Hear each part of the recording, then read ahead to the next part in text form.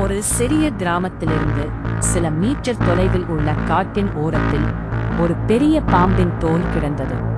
அது சாதாரணமானது அல்ல என்று கிராமத்தில் வாழும் அனைவருக்கும் தோன்றியது.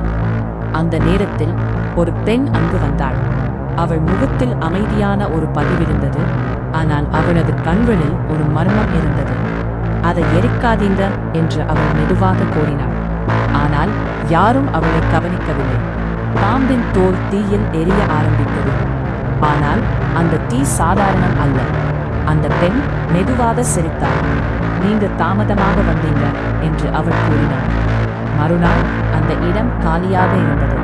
ஆனால் அந்த பெண் மட்டும் காணாமல் போகவில்லை. காட்டின் ஓரத்தில் அவள் மீண்டும் நின்றிருந்தாள். அடுத்தவரை காத்துக்கொண்டு அந்த பெண் தீயை பார்த்து கொண்டே நின்றாள். அவள் கண்கள் மெதுவாக மாற ஆரம்பித்தது. திடீரென்று காற்று அதிகமாக வீசியது. தீ உயர்ந்து எரிய ஆரம்பித்தது.